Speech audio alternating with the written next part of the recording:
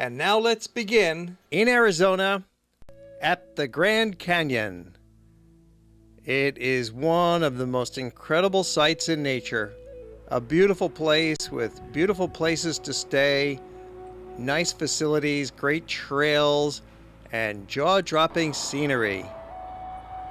We're going to show you some practical tips for visiting the Grand Canyon, bringing you inside some of the hotels, the guest lodges, the restaurants, the shops, and mostly we'll present the amazing beauty of this grand spectacle of the Grand Canyon, the largest canyon on planet Earth.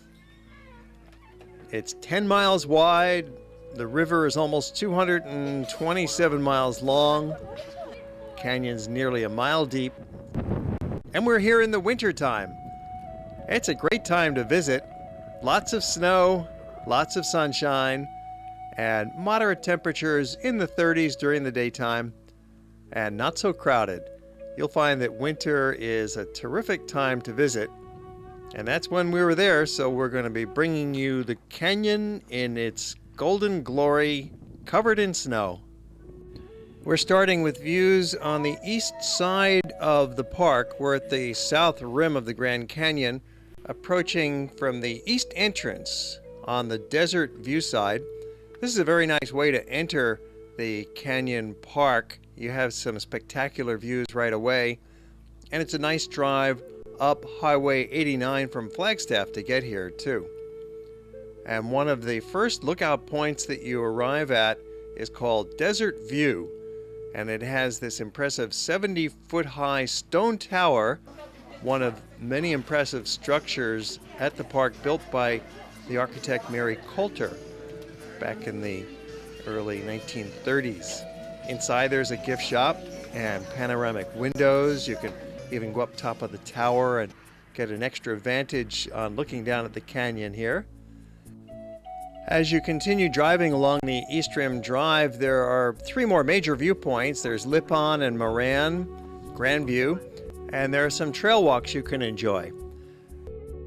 After 20 miles, you'll arrive at the Grand Canyon Village and then head out for a drive. Look at this snow. We got about 5 inches, and it covered the road with this compact snow that was a little slippery, a little icy, so everybody drives quite slowly until they get it all plowed up, which they took care of pretty shortly. Makes for a disappointing visit if you're only here for one day. You arrive and there's fog and snow. You can't even see the canyon. We're standing right on the rim looking out, and we couldn't see anything except the snow and the cabins and the beautiful buildings and facilities. So what else can you do but go shopping? Into the Hopi House. This is really a special store. It was built back in the 1930s in a traditional Pueblo style, and Hopi Indians actually lived inside on the second floor, and they sold their goods down here on the first floor. Still open today, selling traditional Indian jewelry, native crafts, pottery, straw baskets, t-shirts, postcards, souvenirs of all kinds, and some really interesting and authentic works. It's almost like a museum, except here you can purchase the items, bring them home. They make some great gifts in all price ranges and sizes. Also the famous Navajo carpets, small wooden dolls. All this Native American Indian art is really quite lovely to see and very distinctive to this area. Something else for a snowy day is a visit to the Canyon View Center. This is a brand new information center, and they have got rangers here to answer your questions. They've got booklets and pamphlets. There's an interesting scale model of the Grand Canyon, 3D. This is what it looks like if you've ever flown over it in a commercial jet going from Chicago to LA. You get this bird's eye view, and it's fun to have a close look at this and see where you are and where you're heading to next. The rangers put on evening talks here occasionally and in a nearby facility. And there's this interesting geological cutaway. The various rock layers that make up the canyon area were laid down over a very long period of time, with the layer on the bottom dating back 1.8 billion years. That's really old. The upper layer is only about 250 million years old, and the canyon has been created during the last 6 million years. There's a very large supermarket and convenience store right in the heart of the Grand Canyon Village, right next to Yavapai Lodge, and they have everything you could imagine in this supermarket. It's colossal for families who are spending some time. Some of the cabins are efficiency cabins with cooking facilities. Other people camp out here, and you can also get a whole wide range of supplies and souvenirs in the Grand Canyon Marketplace. Clothing, you can buy some very good hiking gear. Of course, many different kinds of books to read, all about the canyon and its surrounding areas, the natural history. Pick up a tent, some hiking boots, get your pictures developed, and buy some more film. Now we're going to drive down Hermit Road. This is the West Rim Drive with more spectacular views. One of the greatest thrills in world travel is the Grand Canyon. It was recently ranked in 3 different polls as the world's #1 destination. And when you get here, you can really see why. For example, the BBC recently compiled a list of its listeners' top 50 places to see. Grand Canyon #1. This is one of nature's most almighty sights. It's a phenomenal view. And when you're at the canyon, what you want to do is drive to the various lookout points. Like here we're at Mojave Point. It's one of a couple dozen places that you get these real interesting views, and each view is different. It pays to stay here for a couple of days so that you can have the time to really see it from all the different viewpoints, and also to increase your chance of getting good weather. It just could be you'll arrive on one day and it's cloudy, and it's not the ideal condition for seeing the canyon, but if you can stay overnight, and the next day it just might clear up, as it has done for us. We're here in the winter time, which is really a wonderful time to be here. Not so crowded, cool. It's about 35 degrees, it feels like, but it's very comfortable. You get a nice coat and a scarf, you're okay. But this is a place for all seasons, even in the summertime when it's hot and crowded. That's a very popular time to come, of course, or better yet, spring and fall. And when you do it, you just get from point to point, either by your car or by the shuttle bus, and have a great view all around, up and down the different angles of the canyon. A nice view of the Colorado River, which carved out the canyon. Remember, the canyon is not in Colorado, it's in Arizona, sometimes called the Grand Canyon of the Colorado. It's just referring to the river itself. Maricopa Point is one of the half-dozen spectacular scenic viewpoints along the West Rim Drive. There's a good railing around here, nice safe viewing for the family. Burger! At some of the viewing areas, there's no railing at all. You just walk along this trail on the edge of the rim, and you can get right up to the very lip of the canyon. Any place you look, it is just so spectacular. For the next few minutes, we'll show you more of the scenic areas along the West Rim Drive along Hermit's Road. And you might get lucky and see some deer. They're quite tame. In the summertime, they come right up to camping families and they mooch food from people. You're not supposed to feed them, of course, and you're not supposed to get too close to them, but it's okay to just stand back and watch them walk by and take some pictures. Mule deer. We had several sightings of these mule deer in our 3-day stay. Perfect lighting conditions here on a winter midday. The first person to go through the canyon on a boat was John Wesley Powell. And this is his memorial at another scenic viewpoint along Hermit's Road.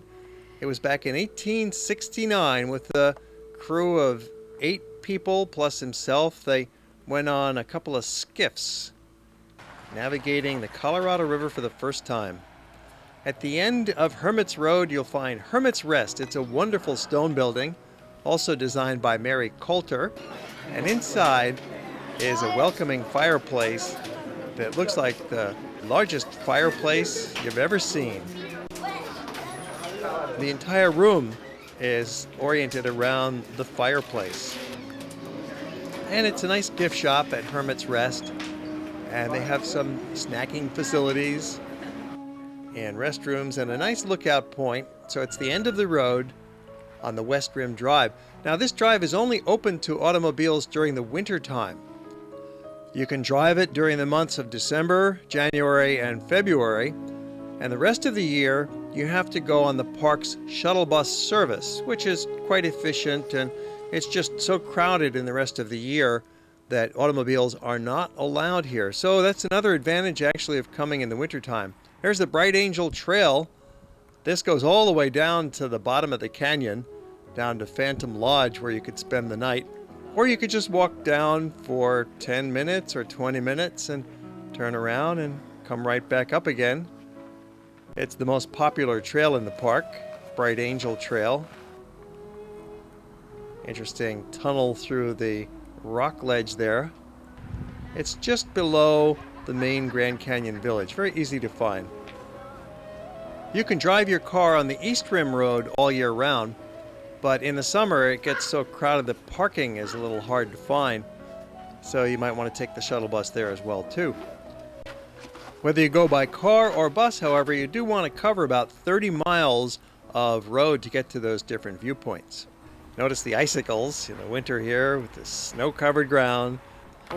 One of the great vistas at the canyon is the sunset. There's a few different special places that you can enjoy it from, and whatever you do, be sure to be outside at sunset time and also in the morning at sunrise time. This is when the colors are at their most intense. The rocks in the canyon are pretty red anyway, and especially with the sunset shining on them. It's really vivid and dramatic. So be sure to get out there for sunset.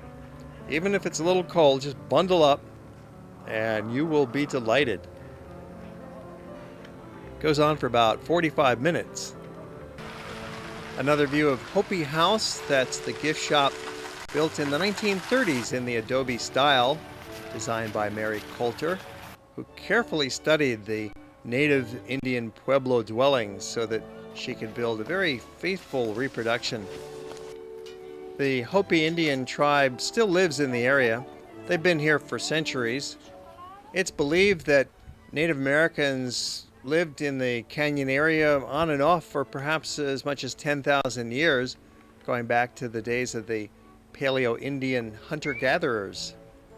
It's believed that settled tribes have lived here for over 1,000 years, farming and hunting in the traditional way, sometimes living down inside the canyon itself, as the Havasupai tribe does today. In the summertime, they live in the Havasupai Canyon, and winter they live up on the rim itself. We have a few tips for you if you want to maximize your visit here to the canyon. First of all, you can come any time of the year. As you can see, we're here in the wintertime, and there's snow all over the place, which is a beautiful sight to see. If you come in the summer, obviously it's warm, even hot and crowded. Spring and fall would be ideal times to come if you don't want to rough it here as we're doing in the winter. But the temperature is only like 32, 36 degrees, and there's no wind. So with a couple of layers, maybe 8 layers, it's very tolerable, no problem at all.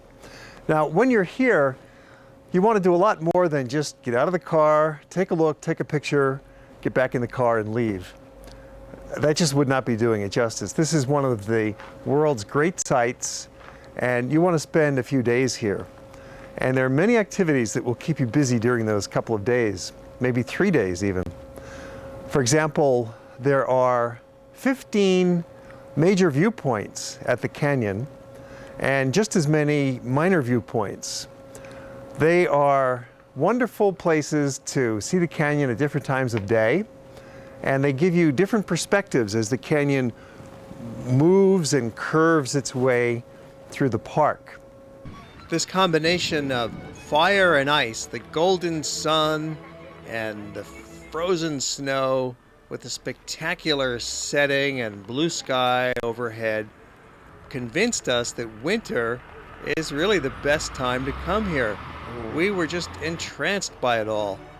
It's cold, sure, but you get dressed and you're okay. Notice how cold it is in the morning especially. See the steam coming out of the warm body? Typically, in the winter time, the overnight low temperature is about 0. That happens at probably 4 o'clock in the morning, and by 6:30 in the morning, it's warmed up a little bit to maybe 10 degrees, 20 degrees. And during the day, it gets up to the mid-30s. And if you're lucky, a little higher. We felt very fortunate to have the snow all around us. Of course, it's beautiful in the spring, summer, and fall when most people come too. But don't be scared away by the winter snows. It's easier to get a hotel room in the winter, especially a good room at a good price. The Colorado River, which carved out the canyon, is 277 miles long inside the canyon. Give you some idea of how big the canyon is. It covers an area 1.5 times the size of Rhode Island, about 1,900 square miles. And the average width of the canyon is about 10 miles. And the depth is about 4,000 feet, so that's almost a mile deep. It's really a stupendous place, but all of the figures and all of the pictures really don't mean much until you've actually been here and seen the results of this amazing phenomenon. Now, some of the activities, let's say if you have 3 days. 3 days to see the canyon. And it's good to spend that amount of time because then you're really in good shape for weather. Even if it's cloudy one day, it can get so cloudy and misty you can't even see the canyon. So with 3 days, you have an excellent chance that you'll have some good weather conditions and be able to see it. Well, what do you do for 3 days at the canyon? Plenty. Shopping, of course, is here. Dining is here. There's a range of accommodations to keep you comfortable. And then as far as the sightseeing goes, there's basically the West Rim Drive and there's the East Rim Drive. And each one of those takes about 3 hours. You want to drive along and you go to each of the observation points, get out, take your pictures, and you walk around the different areas of the observation point, back in the car, and drive along. So each of those could take half a day very easily. And then you can do some walking. Now that's a big question. What kind of walking do you want to do at the canyon? Basically there's 3 kinds. There's the very easy kind, moderate, and very difficult. The easiest kind is simply walking along the rim. It's level, there's a trail, there's a nice footpath, and you have lovely views. So that's simple, and there are many miles of those easy rim hikes to enjoy. The moderate kind is to take a little bit of a dip into the canyon. There are 5 or 6 major trails that go into the canyon from the park. And you certainly don't have to go all the way to the bottom, but you could just go part of the way down, a few miles or a mile. But remember, for every step down, it's like 4 steps back up. It's a lot steeper coming back up. But there is that moderate option. And then, of course, the strenuous option is all the way to the bottom. That's a tough one. You really have to be in shape for that. You've got to be a real hiker. And you have to have reservations down at the lodge at the bottom of the canyon. So you want to be careful if you're going to do that. And of course, you can never do it in one day to the bottom and back up again. That's impossible. So those are your kinds of ranges of activities. And you'll see that 3 days will just go like that. This is a magical place. The time flies when you're at the canyon. Just sitting and watching the canyon could take up a couple hours each day, just simply sitting and watching the changing light patterns. Then of course there's the sunrise and sunset and the different perspectives to catch that time of day. It's a very magical time of day, and you'll see the light gradually creeping across the canyon. But even at midday, this is really a beautiful sight. So by all means, come and spend a few days. You can also get to the canyon by train. It's a wonderful old train that they have revived, the Grand Canyon Railroad. It travels between the town of Williams to the south and the Grand Canyon Village. It also connects with Amtrak at Williams, so you really can fit this in to a longer train trip if you like. Driving along the Rim Road. Can't get enough of this scenery. The lighting conditions were ideal for photography, which really captures the view and conveys how it looks, but you really have got to be there in person to fully appreciate it. Even the dog wants to get a better view looking over the stone wall here. And they have some handy sign points that mention the different names. It seems like every peak inside the canyon has got its own name. Those mountains are actually quite high inside the canyon. It's deceptive because the canyon rim that you're standing on is 7,300 foot in elevation. So inside the canyon, they're also high mountains. The Kolb Studio is a wonderful facility and had a major art show of the paintings of Bruce Aiken. He's a legend at the canyon. He's been living inside the canyon for nearly 30 years. Raised 3 children, living there with his wife and painting these wonderful different vistas of the canyon. Another one of the most important artists in the history of the canyon is Mary Coulter. She was the architect who designed many of the facilities here at the canyon in that Southwest adobe style in some cases, and in her special type of stone construction where buildings almost seem to grow out of the ground in a natural way. She also built La Fonda in Santa Fe and some other important buildings in the Southwest in that Neo-Pueblo style. The Kolb Studio has a very nice gift shop with a wonderful array of books. See how many books have been written about the Grand Canyon. A lot of picture books and history texts with information that we'll summarize for you later in the program. Lookout Studio is another one of the wonderful structures designed by Mary Coulter. Here too is a nice gift shop with some native arts for sale. The building seems to grow right out of the rocks themselves. Look at how it blends into the environment. And in a spectacular location, you get these wonderful viewpoints from the lookout. It's just a few hundred yards from the El Tovar Hotel.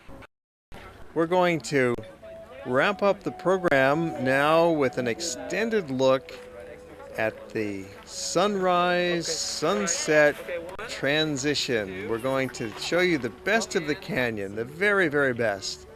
You've got to see it at sunrise, and then you keep yourself busy during the day with all these activities we've been pointing out to you, and then you come back for sunset. These are really the essential ingredients for a most satisfying visit to the canyon. And the sunrise can be enjoyed from different perspectives, particularly along the East Rim Drive. And no matter where you watch the sunrise from, it's a moving light show. You can enjoy about 40 minutes of constantly changing patterns of light and shadow as the sun rises and the golden glow crosses over the many crags and nooks and crannies of the canyon. It's quite amazing. As we enjoy these wonderful views of the sunrise from Mather Point. It's one of the prime spots to enjoy sunrise at the Grand Canyon. Or you could drive all the way down to Desert View. That's at the easternmost point of the Grand Canyon National Park. And from there you get a similar spectacular view.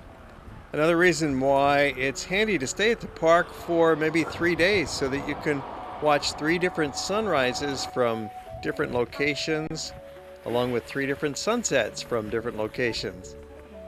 And as you've seen in today's program, there's plenty to keep you busy in between during the daytime. And one of the things you might like to do is a little bit of reading about this incredible canyon. You might study up on its geology, on the nature, the wildlife, the birds, the small animals that live here, the history of the Native Americans living here for 1,000 years at least before the Westerners got here. And then the history of Western contact is really quite fascinating. The first Westerners to set their eyes on the canyon were Spanish conquistadors way back in 1540. And that was remarkably early in the history of exploration of the New World when you think about it. It was just 50 years after the New World was discovered. The Spanish were here already. They were looking for gold and they were looking for Indian souls to convert. It was an expedition led by Francisco de Coronado coming up out of Mexico. And they already did have a settlement in Santa Fe in the early 1500s. Perhaps the earliest permanent settlement in what is today America was at Santa Fe. So just 20 years after that Santa Fe settlement, they were here at the Grand Canyon, but something odd happened. They got to the canyon, they looked into the canyon, didn't quite know what to make of it. They didn't see any gold or any Indians to convert, and so they left. They never went down to the bottom of the canyon. They couldn't make it. They tried, but they just could not get down there. It was too dangerous, too steep. And so they left, and the canyon was virtually left alone by Westerners for the next 250 years. Until the late 1700s, there was a little bit more activity, not much, but a little bit of exploration as the age of science finally dawned upon Spain and they started looking at their holdings in the New World here. And then it really wasn't until the early 1900s that tourism came to the Grand Canyon in any kind of numbers with the building of the Santa Fe Railroad. As more hotels were constructed, more people were able to come and enjoy this majestic grandeur, and people have been streaming in ever since. Another kind of fascinating activity to enjoy during the day are the free lectures that are put on by the rangers of the National Park Service. These take place at different times of the day. You can check the schedule while you're there. Some of the typical themes would be introduction to the Grand Canyon's geology, or perhaps some folk tales about different characters who have lived in the area. And there's also evening programs that talk about the fascinating natural and cultural history of the Grand Canyon area. It's all part of the National Park Service programs, and it's available to you at no charge. So that's a really interesting activity to help fill your day with some educational and informative talks.